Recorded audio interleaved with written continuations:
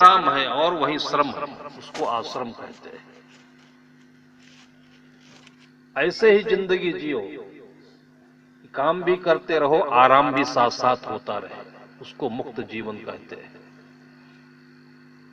गुरु कीजे जान के और पानी पीजे छान के।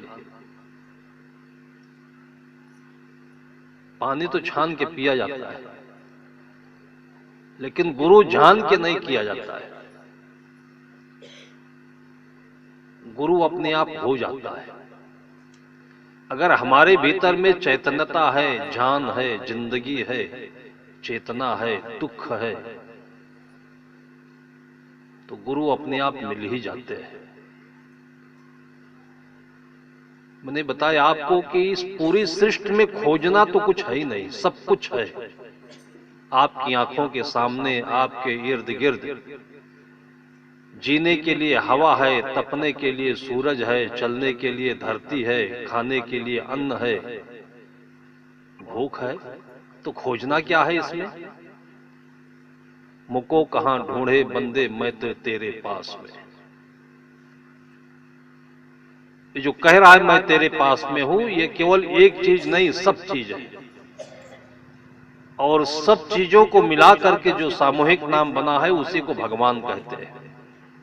कोई चीज ढूंढने की जरूरत नहीं, आंख खोलने की जरूरत है। आंख क्या चीज है? आंख भूख है, आवश्यकता है। आपको जिस चीज की जरूरत लगेगी, वो चीज आपके सामने धीरे धीरे आता ही जाएगा और बनता ही जाएगा, और उससे आप जुड़ते ही जाएंगे। और जिस चीज की जरूरत नहीं है, उससे आप जबरदस्ती जुड़ोगे तो धक्कम धक्का होगा, रगड़ा रगड़ी होगी, झगड़ा होगा, झंझट होगा, फिर छूट जाओगे। आपको जरूरत है पानी पीने की, तो पानी तो हर जगह मिल जाता है, और पानी पी लेते हैं तो बढ़िया आराम मिलता है, अच्छी जिंदगी मिलती है। जैसे गाय और बछड़ा है, बछड़े को दूध की जरूरत होती है तो बछड़ा कहीं और जन्म ले, गाय कहीं और हो, ऐसा थोड़ी होता है। ये सृष्टि ही योग है कि जहां जिसकी जरूरत है वहीं वो चीज है, उसी को योग कहते हैं, उसी को भक्ति कहते हैं। भक्ति का अर्थ ही होता है कि दो चीजें जो जुड़ने योग्य हैं, लेकिन वो विमुख हो गई हैं, अलग हो गई हैं। आत्मा से मन अलग हो गया है, इसको विभक्ति कहते हैं।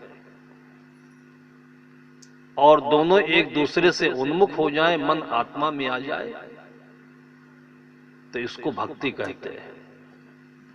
और इसके बाद जीवन जब शुरू होता है, तो इस शरीर के लिए जिसकी जरूरत होती है, जैसे मां की जरूरत है, तो मां कहीं ढूंढना पड़ता है। ये प्रश्न ही बेवकूफी भरा है। जो खोजना है, अगर ठीक से नहीं समझे तो इसमें बहुत बड़ी मूर्खता भरी है। एक प्रश्न मैं प्रायः लोगों से पूछा करता हूं। हमारे पास एक हिंदी से यमे, हिंदी साहित्य से यमे करके आए हुए थे। मैंने उनसे क्वालिफिकेशन पूछा तो बताया मैं हिंदी से यमे किया हूं। मैंने उनसे कहा तब तो आप शब्दकोश पढ़े होंगे कई बार, हिंदी का शब्दकोश। कहे हाँ, कई बार पढ़ा हूं। तो मैंने कहा मुझे एक शब्द आप बताइए जो आज तक उल्टा ही लिखा जाता रहा, उल्टा ही पढ़ा जाता रहा। हिंदी शब्दकोश में वो कौन सा ऐसा शब्द है जो आज तक उल्टा ही लिखा जाता है, उल्टा ही पढ़ा जाता है? वो ढूंढने लगे, और ढूंढते ढूंढते फिर वो इतना मेहनत किए कि 5 मिनट में उनके माथे पर पसीना चकचकाने लगा। वो शब्द मिल ही नहीं रहा था।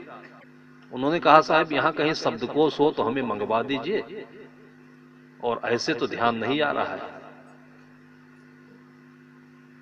फिर उनको मैंने शब्दकोश भी उपलब्ध करा दिया, अपनी लाइब्रेरी से लाकर के उनको डिक्शनरी दी। मैंने कहा इसमें भी ढूंढ लो।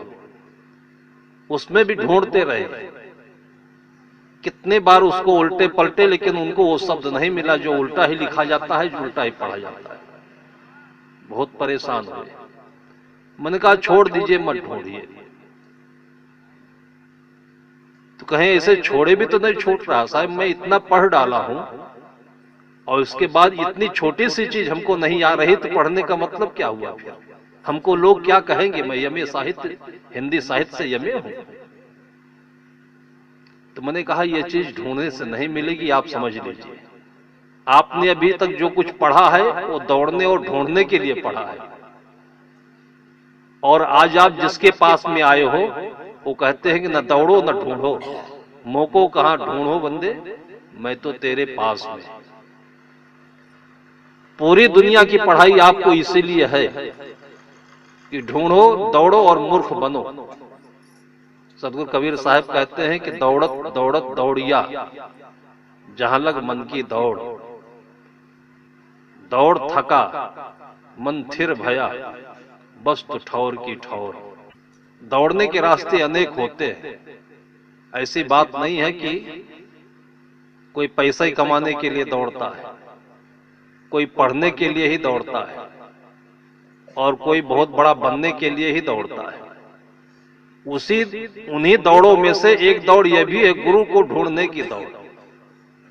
जो ढूंढने में पड़ गए गुरु को, वो जिंदगी भर दौड़ते रहेंगे और गुरु मिलेगा नहीं उनको। उतनी ही इसमें भी परेशानी है। लेकिन ये बात समझ में आती नहीं। वो बेचारे बहुत परेशान हुए, फिर अंत में कहे साहब आप बता दीजिए, और नहीं तो रात भर नींद नहीं पड़ेगी, मैं बीमार हो जाऊंगा। मैंने उनको बता देना ही अच्छा समझा। मैंने कहा बताऊंगा नहीं, आपको ध्यान खोल दूंगा, बस आपको अपने आप उत्तर आ जाएगा। आप उत्तर में ही बैठे हो, लेकिन चूंकि आपको स्कूल में पढ़ाया गया कि कोई चीज ढूंढो, दौड़ो और इसी से उत्तर मिलता है, बस यही गलती हो गई। आज तक किसी ने आपको नहीं बताया होगा कि जिसको प्रश्न कहते हैं वही उत्तर होता है, प्रश्न में ही उत्तर छिपा होता है। मैंने कहा लिखो, कागज और पेंसिल दिया, वो कहा लिखो उल्टा, लिख दिया उल्टा। मैंने कहा पढ़ो, तो कहे उल्टा। हम कहे यही शब्द है, उल्टा लिखा जाता है, उल्टा पढ़ा जाता है, और वो दूसरा शब्द ढूंढ रहे थे।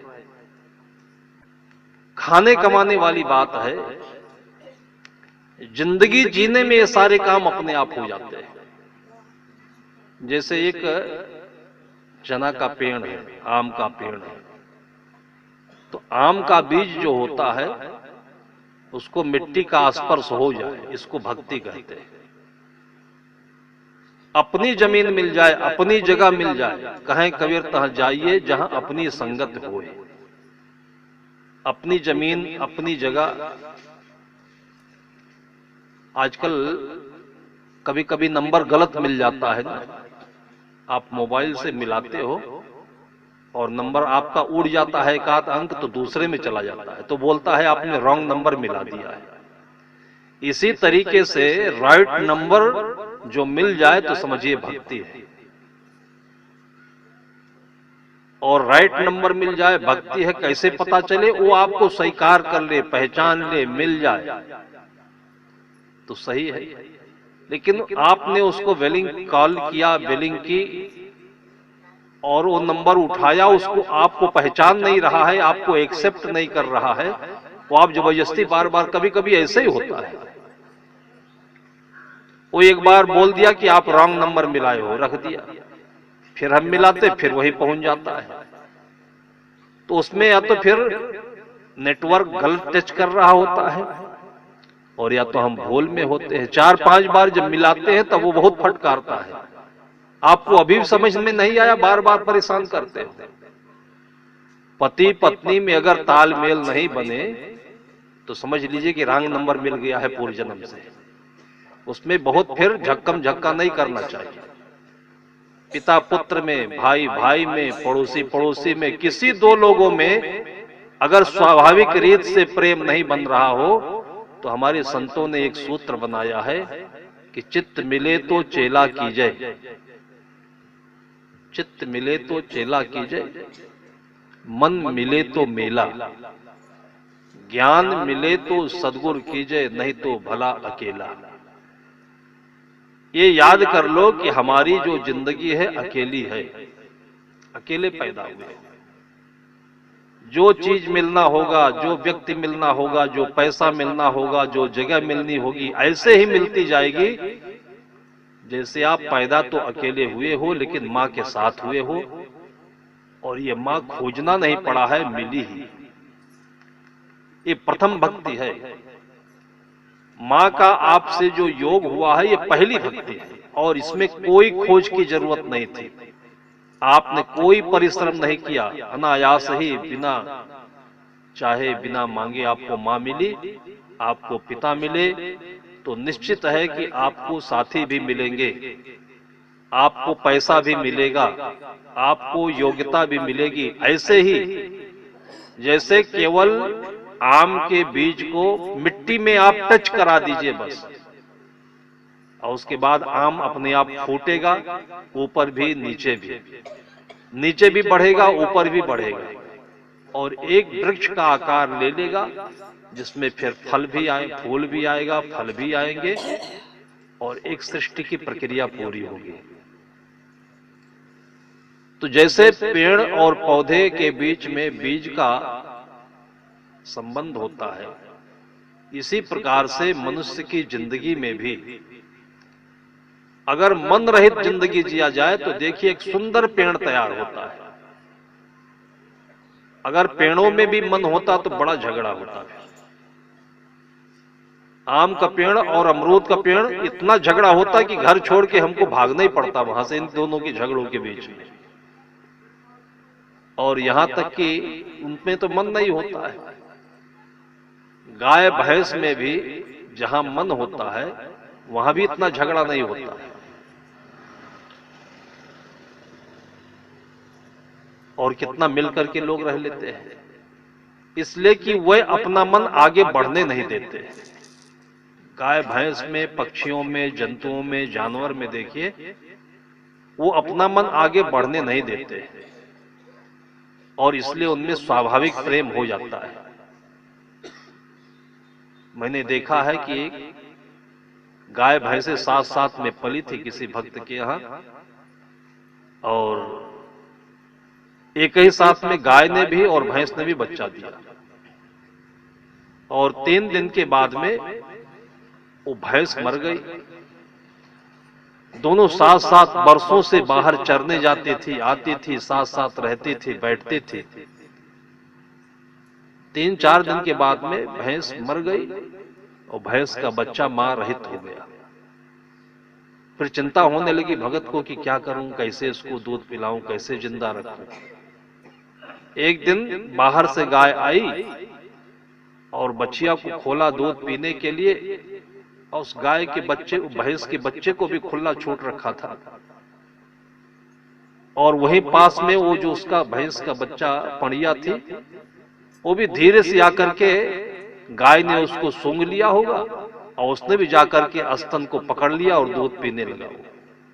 जो भैंस का बच्चा पड़िया थी, एक तरफ से बछिया दूध पी रही, दूसरी तरफ से पड़िया भी दूध पी रही है, और गाय ने दोनों को सूंघ सूंघ कर दूध पिलाना शुरू कर दिया। फिर वो बोल रहा था भगत कि जिस दिन इन दोनों में इतना प्रेम था कि जिस दिन मैं अगर गाय को नहीं छोड़ूं, भैंस अकेले छोड़ दूं, तो भैंस जाती नहीं थी बाहर, दोनों साथ साथ जाते थे। और उसके बाद मैंने देखा कि इनके अंदर में एक दूसरे के लिए कितना आत्मीय भाव होता है। भैंस नहीं रह गई तो गाय को पता चल गया, एक दिन तो अड़चन मानी, लेकिन दूसरे दिन उसके बच्चे को दूध पिलाना ही शुरू कर दिया, वो बच्चे ने पी लिया। इसको भक्ति कहते हैं। जबरदस्ती नहीं किया, उस आदमी ने जबरदस्ती नहीं किया, वो तो जानता ही नहीं था ऐसा हो सकता है। लेकिन भक्ति वो चीज है कि जो अनजाने में भी मिल जाती है, हो जाती है, फल फूलती है, फलती है, उसका नाम जिंदगी है। तो भक्ति को हम लोग समझते नहीं, बस भक्ति का एक कोना हम लोगों ने पकड़ लिया, और उसके बाद फिर उसी में हम लोग भटकते रहते हैं, दौड़ते रहते हैं, भगते रहते हैं। ऐसे तो सामान्य रूप से जो संतों के प्रति या लोगों के प्रति प्रेम है, आस्था है, ये भक्ति का सबसे बढ़िया स्वरूप है। अगर समझाया जाए किसी को प्रेम, तो वो प्रेम व्यक्ति इतना नहीं कर सकता है जितना लोग नादानी में प्रेम कर लेते हैं।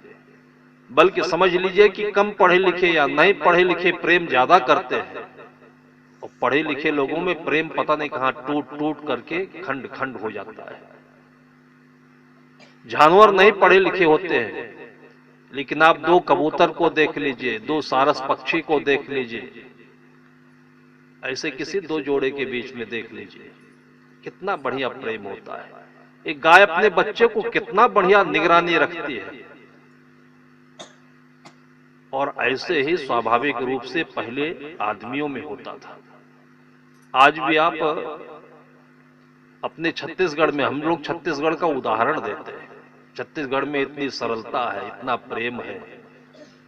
अपने घर आंगन को खोल करके संतों के लिए पूरा अलाउ करना, ये सच्चा प्रेम। अभी और इंटीरियर में आप जाइए, अब तो छत्तीसगढ़ में भी लोग टैलेंटेड होने लगे हैं, दिमाग वाले होने लगे हैं। और थोड़ा सा इंटीरियर में जाइए, जंगली इलाकों में चले जाइए, पहाड़ के ऊपर चले जाइए, तो वहां उन लोगों की बोली, भाषा, प्रेम इतना शुद्ध होता है, इतना ओरिजिनल होता है कि आपको आश्चर्य होगा। एक मिलिट्री का आदमी बता रहा था, वो ऑफिसर रैंक में था, उसके साथ रहने वाला गार्ड बता रहा था, वो पहले इधर पठानकोट की तरफ था, वो प्लेन एरिया होता है, और शहर में रहता था, उसकी ड्यूटी थी, और वहां से अचानक उसका ट्रांसफर आसाम की तरफ हो गया। तो वहां शहर में अपने परिवार के लिए दूध मंगाया करता था। अक्सर शहरों में दूध में पानी मिला करके दिया करते हैं। पहले जमाने में ये भी ईमानदारी थी, जो लोग पनिये मिलाते थे। आज के जमाने में लोग कहे पानी काहे को मिलाए, पानी भी तो पैसे से मिलता है। वो दूध में दूध ही नहीं मिलाते हैं, न पानी में दूध मिलाते हैं, न दूध में पानी मिलाते हैं। वो तो सीधा निरमा पाउडर का दूध बना देते हैं, जिसमें मिलाने की जरूरत ही नहीं है। आप बिल्कुल एकदम असली पाउडर खाइए। अब ऐसा दिमाग हो गया लोग। वो पहले पानी वाला दूध पाते थे, पतला दूध होता था, सबको हजम हो जाता था। और उनका ट्रांसफर आसाम हो गया, पहाड़ी पर। 2-4 दिन बगैर दूध के रहे तो घरवाली ने दबाव डाला कि बच्चे दूध नहीं पाते हैं, कहीं से व्यवस्था करो। तो जिस बंगले में उसको रहने की जगह मिली थी, उस बंगले का जो गार्ड था वही लोकल था। उससे उसने कहा होगा कि भाई कहीं दूध की व्यवस्था करो, कहीं आसपास में ग्वाला हो कोई। तो गार्ड ने फिर अपने गांव में किसी को नियुक्त कर दिया, भाई हमारे साहब को दूध की जरूरत है, तुम ले आया करो। 2 लीटर दूध लेकर के रोज आता था, और 3 दिन वो दूध पिए हैं, सबको झाड़ा होने लगा। वो कर्नल साहब इतने गुस्साए, फिर चौथे दिन जब दूध लेकर ग्वाला आया, किसी को रात में 3 टट्टी हुई, किसी को 5 टट्टी हुई, किसी को आंव पड़ने लगा। इतना फटकारा, बदमाश, बेवकूफ, बेईमान, इस दूध में क्या मिला के पाउडर मिलाते हो कि तुम निरमा मिलाते हो, क्या मिला के ले आते हो? वो सीधा आदमी, जंगल का रहने, पहाड़ का रहने वाला आदमी, सिवाय नीचे सिर करके सुनने के कुछ बोले ही नहीं पाया। फिर उदास होकर के लौट रहा था। गेट पर मिल गया उसका दोस्त। उसने कहा दोस्त ने कि यार उदास क्यों हो, दूध का पैसा वैसा नहीं मिल रहा है? कहा अरे, कहा पैसा जानो जाने दो जहन्नुम, गाली मिल रही है। कहा क्यों? कहा तुम्हारे साहब कह रहे हैं कि इसमें क्या मिला है। तो गार्ड देहात का भी रहने वाला था, शहर को भी जानता था अच्छी तरह से। गार्ड ने कहा क्या मिलाते नहीं हो तुम? कहा यार तुम भी कैसी बात करते हो, दूध में भी कुछ मिलाया जाता है। उसने कहा तुम भोंदू हो।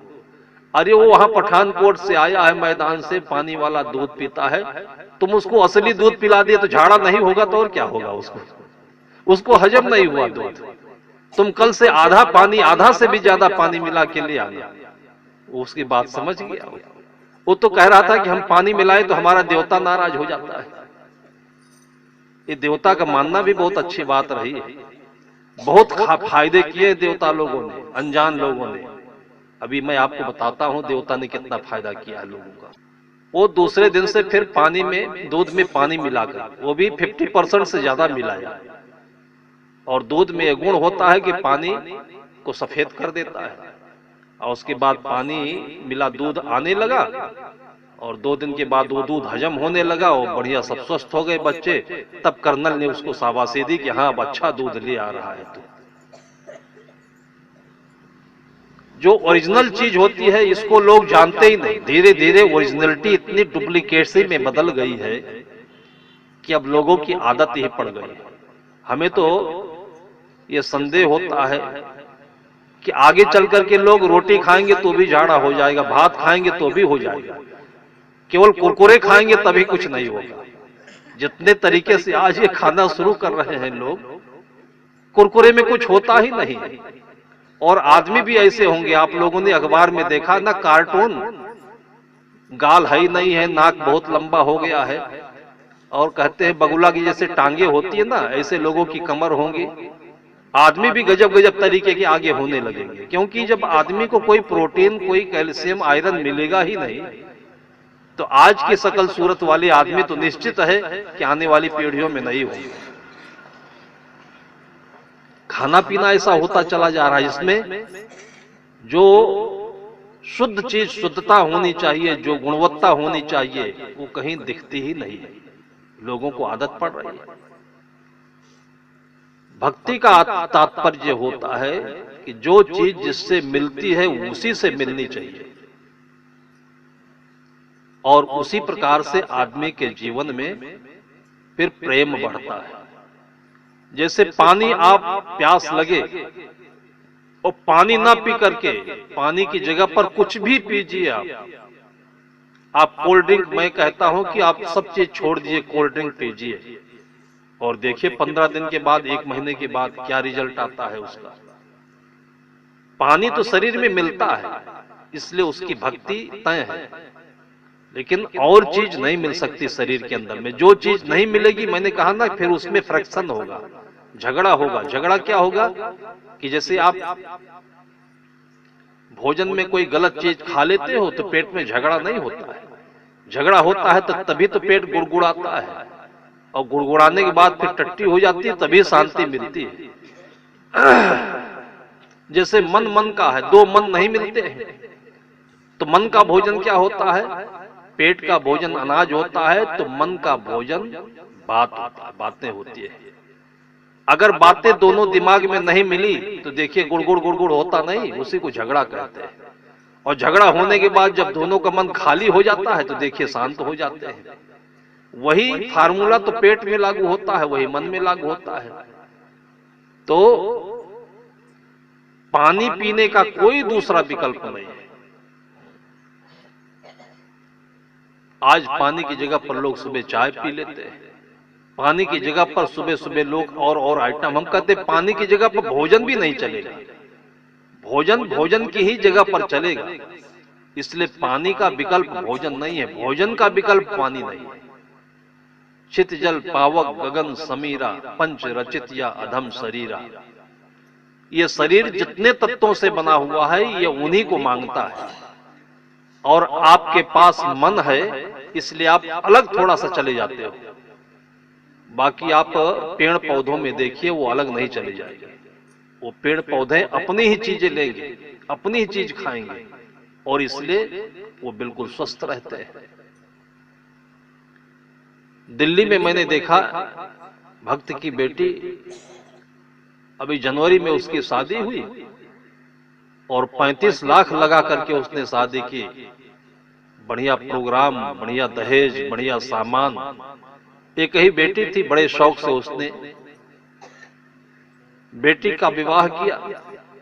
और फरवरी बीता, मार्च बीता, मार्च के एंड में पता लगा कि जिस लड़के के साथ शादी हुई है, उस लड़के की दोनों किडनी खराब हो गई। अब तो एकदम कोहराम मच गया। लड़का और अपना दामाद दोनों बराबर होता है, और अभी अभी शादी हुई, 2-3 महीने में ही जब ये वाकया हुआ, उसका घर उजड़ा। मेरे पास बात पहुंची, मैं सोचा कि क्या हो सकता है, इतनी 18-20 साल की उम्र में इतनी जल्दी किडनी कैसे खराब हो जाएगी। वैसे ये भी ताजुब नहीं है, मैंने 7 बरस के बच्चे को देखा, हार्ट सिकुड़ा हुआ था, हार्ट में जो वाल्व होते हैं वो सिकड़े हुए थे। वो बच्ची हमारे सामने आई तो एकदम दुबली दुबली, सांस फूलती है, सर्दी लगती है। तो बार बार कई बार उसको मैंने देखा तो उससे माँ से पूछा, ये बीमार है? कहा साहब हाँ बीमार है, इसको हार्ट की बीमारी हो गई है, इसका वाल्व जो छेद होता है वो सकरा हो गया है। 5-6 साल की उम्र में उसने क्या गलती कर डाली। फिर सोचते सोचते उस माँ से मैंने बहुत धीरे से पूछा, ईमानदारी से तुम बताना माँ, कि जब तुम्हारे पेट में था तो तुम पानी पीती थी कि नहीं पीती थी? उसने साहब पानी तो आज भी नहीं पीती मैं, हमको प्यास बहुत कम लगती है, चाय जरूर पी लेती हूँ 5-7 दिन भर में। मैंने कहा इसीलिए तो इसका जो हार्ट का वाल्व था वो सकरा हो गया, छेद। भाई जैसे आप समझ लो कि आटा बनाते हो और आटे में पानी कम डालोगे तो आटे की रोटी जैसे बेलोगे तैसे रोटी फट जाएगी। आपकी एड़ियां फटती हैं, आपके ओंठ फटते हैं, आपके हाथ फटते हैं, त्वचा फटती है। ये दोनों उदाहरण मैच करिए, कितना आराम से मिल जाता है। आपके शरीर में जब पानी की कमी होगी, प्रोटीन ज्यादा हो जाएगा तो फटेगा, फोड़ा होगा और खून निकलेगा। और माँ 9-9 महीने तक पेट में बच्चा लेकर के घूम रही, पानी पीती नहीं, चाय पीती है। कहीं 1-2 कुल्ला खाने के साथ पी लिया तो पी लिया, और उसका परिणाम ये आया बच्ची को भोगने के लिए कि जब पैदा हुई तो उसका हार्ट का वाल्व शुरू से ही खराब है। इस प्रकार से बहुत आज केसेस हो रहे हैं। बच्चा जब पेट में होता है उससे पहले जैसे खेत की तैयारी की जाती है, खेत में पर्याप्त मात्रा में पोटाश चाहिए, अमोनियम चाहिए, यूरिया चाहिए, सब चाहिए। और ये सब हमको वैज्ञानिक तरीके से करने की जरूरत नहीं है। आप 4 महीना खेत को खाली छोड़ दीजिए और ये पोटाश, अमोनियम, यूरिया सब खेत स्वयं बना लेते हैं। इनमें जो पैरा है वो सड़ जाएगा, पत्ती सड़ जाएगी तो अपने आप बन जाएगा। और उसके बाद आप खेत को बढ़िया तैयार करके धान लगा दीजिए और उसके बाद देखिए कितना बढ़िया धान पैदा होता है। इसी तरीके से पहले जमाने में देखिए कि संतान प्राप्त करने की जिसके अंदर कामना होती थी, 1 साल 2 साल तक वो व्रत रखते थे, संकल्प लेते थे, भावना भक्ति रखते थे, हर हफ्ते में 1 दिन व्रत रखते रहे। और उसके बाद जब भक्ति शुरू होती थी तो मन शुद्ध होता था, खाना पीना शुद्ध होता था, फल फ्रूट खाते थे, पानी ठीक से पीते थे। जिस दिन व्रत रह जाता है उस दिन पानी की प्यास ज्यादा लगेगी। आप इतना अनाज खा रहे हो कि आपके शरीर के अंदर में पानी सूख रहा है, और जब पानी की कमी पड़ जाती है तो प्यास लगती भी नहीं है। इसलिए व्रत रहोगे तो आपको प्यास धीरे धीरे खुलने लगेगी। और स्वाभाविक रूप से पहले जमाने में व्रत में ये प्रचलित था कि व्रत में अनाज नहीं खाया जाता, फल खाया जाता है। और फल बहुत आसानी से पच जाता है और उसमें बहुत तरीके के विटामिन होते हैं, बहुत तरीके का आयरन और मिनरल्स होते हैं और शरीर में पोषक तत्वों की पूर्ति करते हैं। तो इस तरीके से जो माँ के मन और शरीर की तैयारी होती थी, मन भी एक तरफ बहुत सुंदर है, एक सुंदर भावना से अभिभूत है, और शरीर की भी एक भूमिका अच्छी बन रही है। और जब प्रेम का संयोग होने के बाद जो संतान बनती थी वो फिर कृष्ण कन्हैया बनती, वो फिर राम बनता, वो श्रवण कुमार बनता। इसलिए हमारे शास्त्रों में संतानें 2 तरह की मानी जाती है। एक संतान को धर्मज संतान कहते हैं, पूरी भावना के साथ, पूरे प्रेम के साथ जो संयोग होता है, भक्ति के साथ जो संयोग होता है और उससे जो जन्म होता है, परिणाम आता है, उसको धर्मज संतान कहते हैं। वो संतान खिली हुई होगी, टैलेंटेड होगी, प्रतिभाशाली होगी, अच्छी होगी। और इसे फालतू में बिना मतलब झगड़े में जो संतान पैदा हो जाए उसको धुंधकारी कहते हैं, वो कामत संतान है। इसको भी हम लोग नहीं जानते हैं। खेती करते हैं, फैक्ट्री चलाते हैं, दुकान चलाते हैं, सब नियम जानते हैं, लेकिन घर चलाने का नियम कोई जानता ही नहीं है। ये जब मन में जो आए वही कर लेता है आदमी। आज इनकी कहीं चर्चा भी नहीं होती है, आदमी सोचता भी नहीं है। तो भक्ति का अर्थ जो है वो तन मन का योग है। तन मन बढ़िया होगा तो आपको बढ़िया लोग मिलेंगे। आप कहावत सुनते हैं ना कि सज्जन को सज्जन मिले, मिले नीच को नीच, पानी में पानी मिले, मिले कीच में कीच। अगर आपकी भावना बढ़िया है, आपके भीतर भक्ति का वातावरण है, तो आपको अगर खूंखार भी मिलेगा, दुष्ट भी मिलेगा, तो सज्जन हो जाएगा। मैंने एक बार जानबूझ करके बहुत खूंखार आदमी से, जैसे आपके दक्षिण भारत का वीरप्पन होता था, नाम लेते ही आदमी की हवा सरक जाए, उसी प्रकार से आज के 20-25 वर्ष पहले उत्तर प्रदेश में बहुत खूंखार नाम था। गैंगवारी करने में, लूट करने में, लोगों को मारने में कितने उसने गोलियां चलाई होंगी, कितनी गोलियां उसके ऊपर चली होंगी। और अचानक ऐसे मेरे मन में उससे मिलने की इच्छा हो गई। और जब मैं उससे मिला हूं, मैंने देखा कि बिल्कुल अभी 32 साल की उसकी उम्र, 32 साल उस समय मैं भी था, और बढ़िया सफेद खिला हुआ, एकदम दूधिया कपड़ा और एकदम गोरा छरहरा पतला पतला आदमी। उसके शिष्टाचार से, उसकी बातों से, उसकी जुबान से, उसकी मिठास से कहीं मैं दूर दूर तक नहीं देख पा रहा था कि इतना ही खतरनाक आदमी कैसे हो सकता है। आदमी आदमी के बीच में देखिए तुरंत निर्मिति हो जाती है। कोई भी आदमी अच्छाई में और बुराई में परफेक्ट नहीं होता है, इस चीज को आप समझ लीजिए।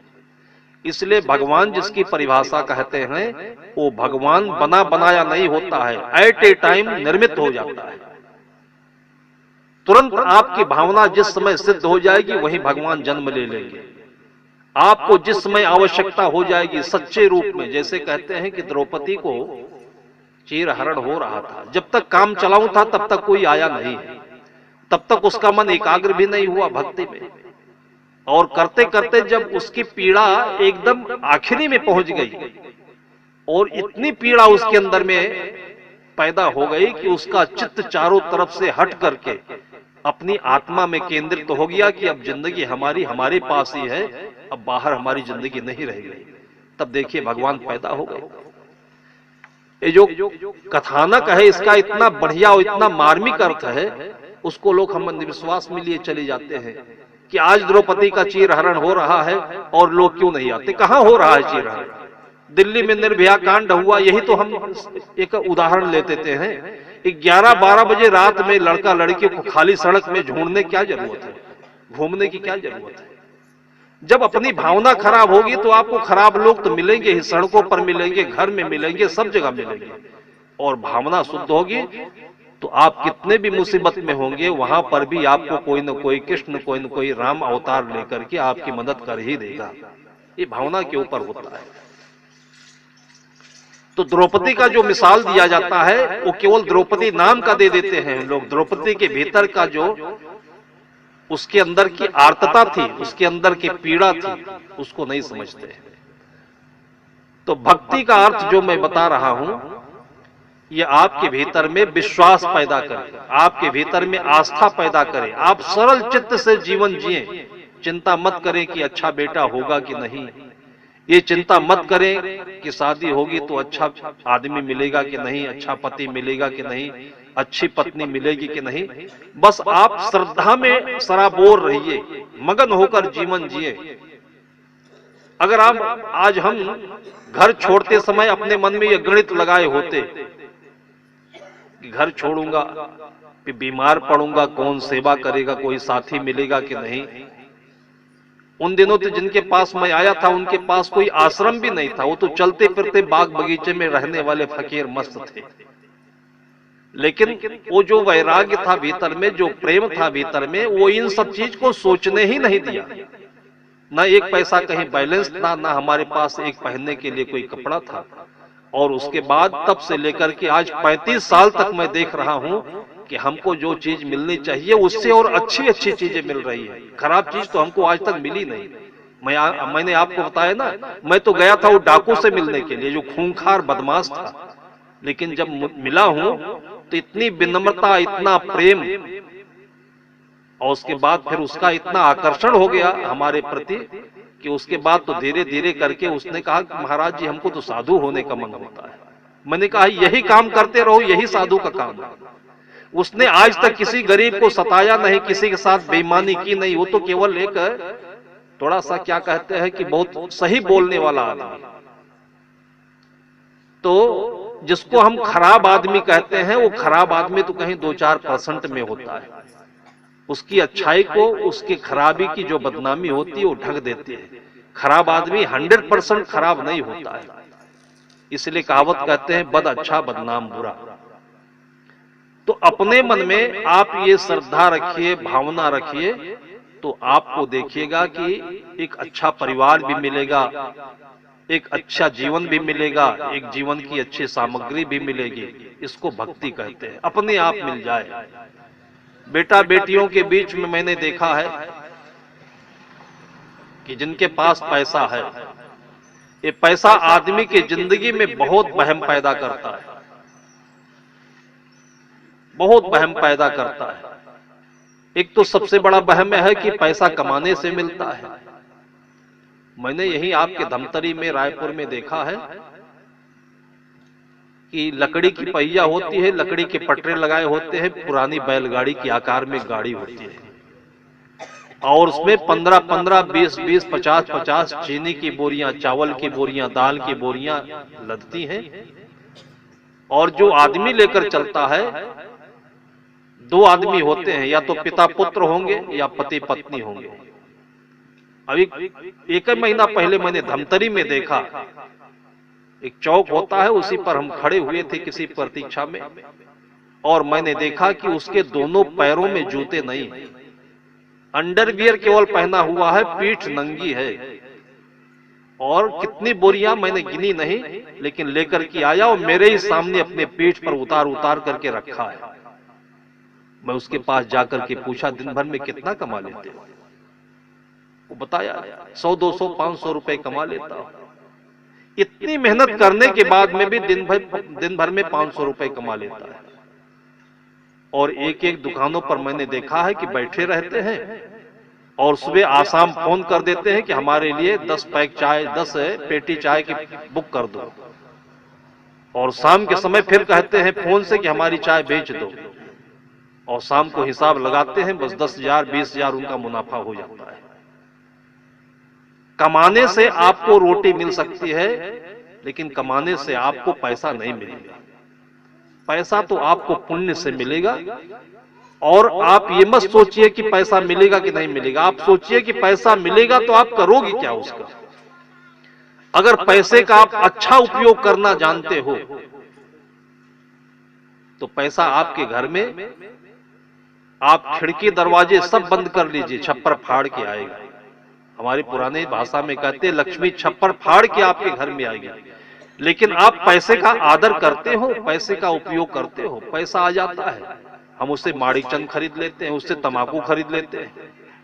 किसी आप अपने सुंदर बेटी की शादी किसी कांगड़े से कर दीजिए, वो चलें तो चली जाएगी अनजान में, लेकिन जब जानकार होगी तो क्या सोचेगी, मेरे माँ बाप ऐसे मेरे साथ दुश्मनी किए, ऐसे घर में मेरे को भेज दिया, उसका मुंह नहीं देखूंगी मैं 7 जन्म तक। इसी तरीके से जो पैसा आज आपके घर में इतनी खुशी से आया, जो लक्ष्मी आई, उसको आप तंबाकू में ही लगाना चाहिए था। उसको आप अंगूर में नहीं लगा सके, संतरे में नहीं लगा सके, कि पैसा भी खुश हो जाए कि मेरी कीमत कितनी समझी इसने। और कल से देखिए, पैसा आपके घर से हटाओगे तो नहीं जाएगा, खर्च करते रहोगे तो पैसा कम नहीं पड़ेगा। लेकिन पैसे की हम इज्जत नहीं करते, तो पैसा को हम समझते नहीं, इसलिए हमारे अंदर में ये वहम है कि पैसा कमाने से मिलता है। ऐसे मतलब नहीं हमारा कहने का कि आप काम नहीं करें। काम तो आदमी को करना चाहिए, पैसा कमाने के लिए नहीं, खुशी के लिए करना चाहिए। अगर खाली बैठे रहोगे ना तो दिमाग सड़ा करेगा, शरीर में जंग लगेगा। काम करने से प्रसन्नता मिलती है। एक महात्मा जी ऐसे समझा रहे थे, ऐसे गांव में एक चबूतरा पर पेड़ के नीचे बैठे थे और 2-4 लोग बैठे हुए थे। बढ़िया छाया थी, हवा चल रही थी और ऐसे स्वाभाविक रूप से सत्संग चल पड़ा। महात्मा जी समझा रहे थे कि भाई पैसे के लालच में काम नहीं करना चाहिए, आप खुशी में प्रेम से काम करो। और उसके बाद आपकी जिंदगी भी हरी भरी रहेगी और आपके जीवन में जो चाहिए वो मिलता रहेगा। अगर आप अपने घमंड से पैसा कमाते हो तो कोई पक्का नहीं कि ये पैसा आपके ही काम में आएगा। पता नहीं कौन कमाता है और किसके काम में आ जाता है। ये बात वहीं पर पढ़ने वाले एक दो लड़के कहीं जा रहे थे और खड़े होकर सुनने लगे। वो लड़के साइंस साइड से पढ़ते थे। उन दोनों को ये बात सुन करके इतना नागवार लगा कि देखो महात्मा जी लोगों को कितना बेवकूफ बना रहे हैं कि अपनी कमाई अपने को नहीं मिलेगी, दूसरा कोई खा लेगा। वो कटोरी में भुने हुए चने रखा हुआ था, वही खाते कहीं जाना चाहता, खड़ा हो गया, चने चबा रहा था। वो महात्मा जी से वो आर्गुमेंट करने लगे। महात्मा से कहा कि महात्मा जी लोगों की आंख में आप धूल मत झोंकिए, हम कमाएंगे और दूसरा कोई कैसे खाएगा। महात्मा ने कहा कि बेटा ये पक्का नहीं होता है। उसने कहा पक्का क्यों नहीं, देखिए मेरे खेत में चना बोया था, मैंने कमाया और मेरी कटोरी में चना रखा है, इसको मैं खा रहा हूं, मैं नहीं खाऊंगा कौन खाएगा। वो अपनी उंगली में चने का दाना लेकर के और महात्मा जी को चैलेंज दे रहा था, देखिए मैं इसको खा रहा हूं, मैं नहीं खाऊंगा इसको। तो महात्मा के मुख से अचानक निकल गया, बेटा पक्का नहीं, तुम खाओगे कि कानपुर का कौवा खाएगा। ये लखनऊ के आसपास की घटना है। उसको और गुस्सा आ गया कि देखो महात्मा कितने झूठ बोलते जा रहे हैं, मेरे हाथ में चना है, मेरा मुंह खुला हुआ खाने के लिए तैयार है, कहता है तुम खाओगे नहीं, पक्का पता नहीं कानपुर का कौवा खाएगा। बस इतनी गुस्सा में वो चने को मुख में डाला और जाना चाहिए था मुख में, लेकिन पता नहीं क्या योग बिगड़ गया, वो नाक के छेद में चला गया। तुरंत ही बात बिगड़ गई उसके, नाक के छेद में गोली की रफ्तार से वो चना गया और जाकर के वहां अटक गया जहां श्वास नली और आहार नली का ज्वाइंट होता है। अब सांस नहीं लेते बने, वो घरघराने लगा और वही फट से गिर गया। अब वहां तो भगदड़ मच गई और कुछ लोग सोचे कि देखो महात्मा जी ने कोई श्राप दे दिया, कुछ लोग सोचने लगे क्या हो गया, और एकदम से माहौल बिगड़ गया। फिर उसके घर पर समाचार पहुंचा, घर के लोग आए, महात्मा को आन तान बोलने लगे, आपने क्या कर दिया मेरे बेटे को। वहीं एक वृद्ध बैठा हुआ था, वो पूरी घटना का साक्षी था। तो उसने फटकार कर कहा कि देखो ये लड़का भी इसी तरह से आन तान बोल रहा था महात्मा जी को, कुछ लेना नहीं देना नहीं, और तुम भी यही कर रहे हो। अरे लड़के का तुम इलाज कराओ, इसने चना खाया है और मुंह से नहीं खाया, नाक से खाया है। लोग कहते नहीं नाको चने चबाना पड़ेगा, यही है नाको चने चबाना। जब अकल ठिकाने नहीं होगी, उल्टा सीधा बोलेंगे, जहां नहीं बोलना चाहिए वहां बोलेंगे, जहां बोलना चाहिए वहां नहीं बोलेंगे, उल्टा सीधा सोचेंगे, तो यही होगा। जब उसने फटकार लगाई तब फिर वो लोग उसके नाक में उंगली डालने लगे तो चना और गड़बड़ाता चला गया। स्थिति उसकी नाजुक होती गई। तब फिर किसी ने सुझाव दिया कि इसको डॉक्टर के यहाँ जल्दी जल्दी ले जाओ, नहीं तो फिर इसका जीवन बचेगा नहीं। फिर उसके कोई समझदारी में रहे होंगे कानपुर का कोई अस्पताल में डॉक्टर, वो फिर एम्बुलेंस से सीधे लेकर वहां पहुंच गए। डॉक्टर ने देखा और उसके बाद फिर कहा कि ये चना तो ऐसी जगह पर चला गया है कि जहां पर इसको निकाला नहीं जा सकता है, इसके लिए तो फिर ऑपरेशन करना पड़ेगा। और तत्काल फिर ऑपरेशन थिएटर में ले जाकर और छोटा सा ऑपरेशन करके फिर चिमटे से उस चना को खींच के निकाला। और फिर बाहर जो लोग खड़े थे उनके परिवार वाले, उनको लाकर दिखाने लगा कि देखो तुम लोग इसके नाक में उंगली डाल डाल करके इसकी जिंदगी मार डालना चाहते थे, ये चना उंगली से निकलता, ये फूल कर इतना बड़ा हो गया है। और उन लोगों को दिखा करके और पास में ही विंडो था, उस विंडो से बाहर फेंका। पता नहीं कहां कौवा बैठा था, वही वो कौवा आकर के चना को मुख में ले लिया। तो जो प्रत्यक्षदर्शी थे वो इतने चकित हो गए कि बोले अभी तो महात्मा यही बोले थे कि पता नहीं कि ये कौवा, ये चना तुम खाओगे कानपुर का कौवा खाएगा। देखो आखिर में ये चना कानपुर का कौवा ही खाया, ये नहीं खा पाया।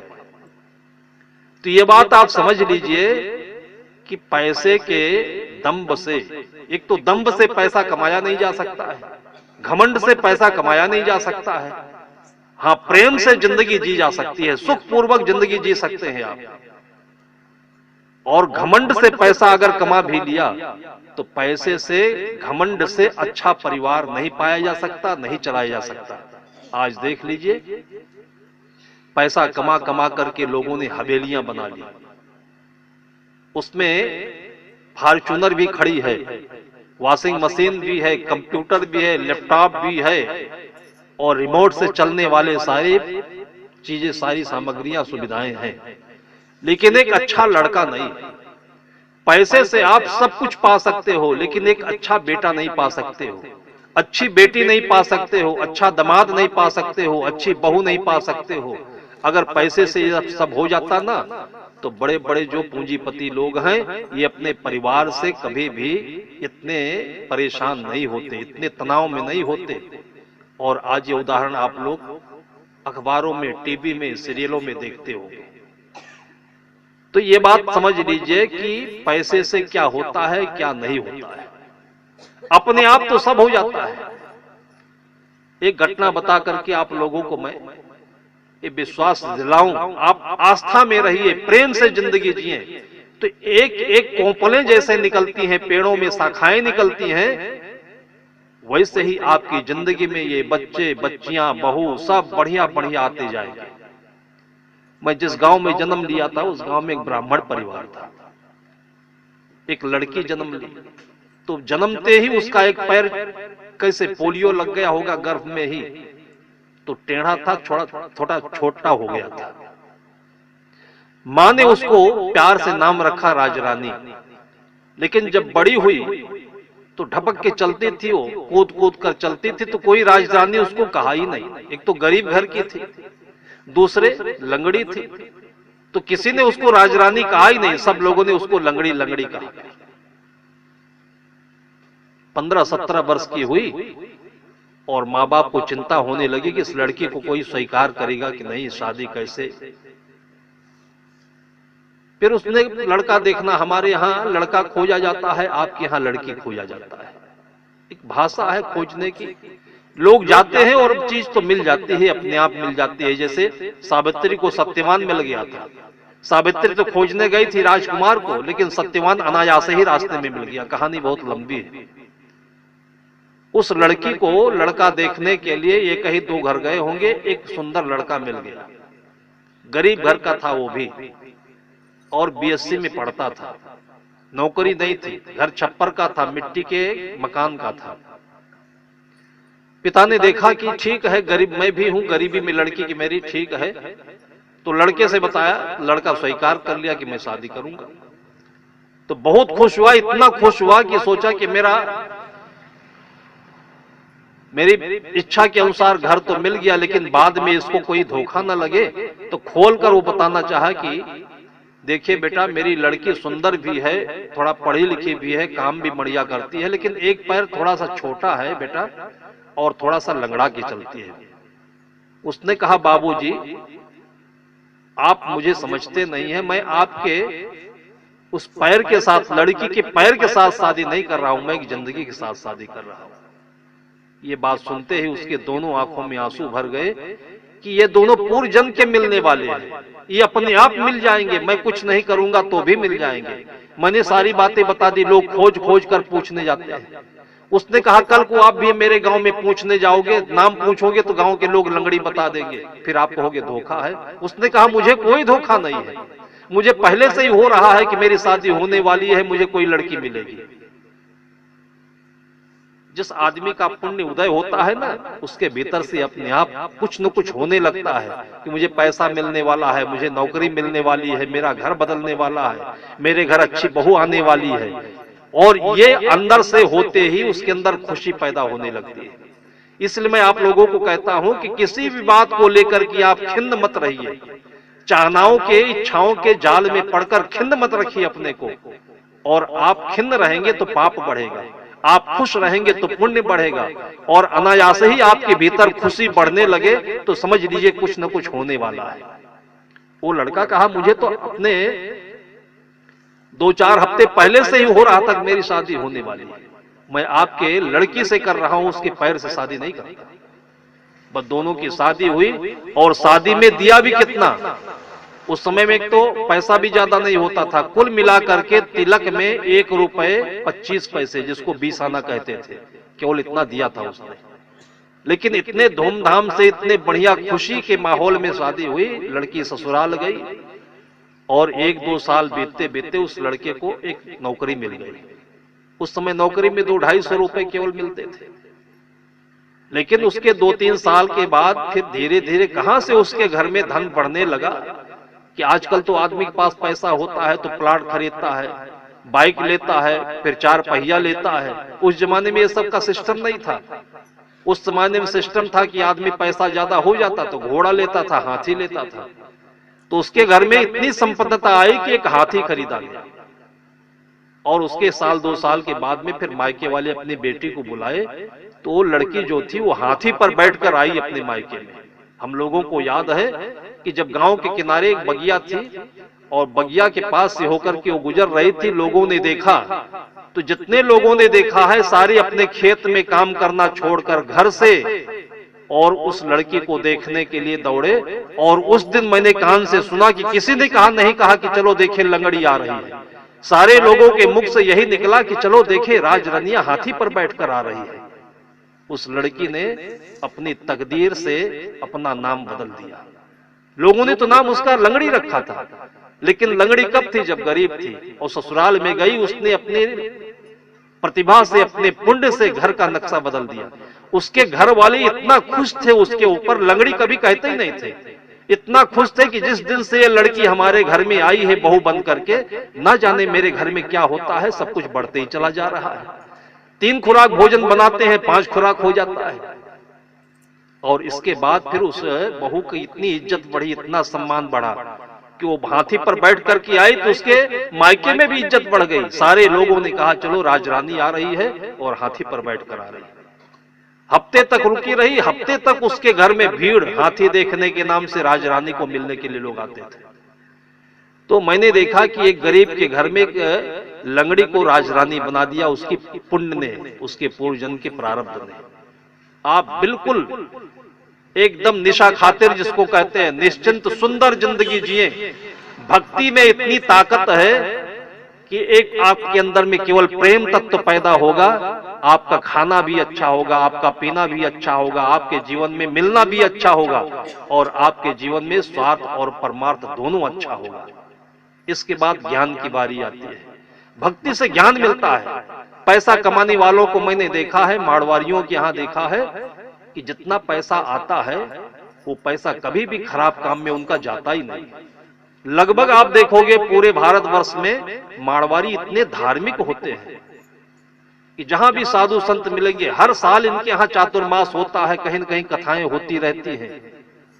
आप देखिए कि बिरला मारवाड़ी था और पूरे देश में बिरला के नाम से कितने मंदिर, कितने धर्मशाला। तो इस भक्ति से ज्ञान मिलता है कि पैसा क्या चीज, जीवन क्या चीज है। और ज्ञान से क्या मिलता है? मुक्ति मिलती है। मुक्ति किससे मिलती है? दुनिया के अहंकार से, दुनिया की वासनाओं से, इच्छाओं से। और इस प्रकार से फिर एक सुंदर जीवन मिलता है और इस प्रकार से पूरे जीवन में एक सुंदर जीवन का चक्र बनता है जिसको लोग आवागमन से मुक्ति कहते हैं। आप सबका भी जीवन इसी प्रकार से मुक्ति तक पहुंचे और एक सुंदर जीवन, एक सुंदर जिसको स्वर्ग कहते हैं, उसका एहसास आप लोगों के जीवन में हो। इन्हीं शुभकामनाओं के साथ में मैं अपनी वाणी को विराम देता हूं। बोलिए सद्गुरु देव की।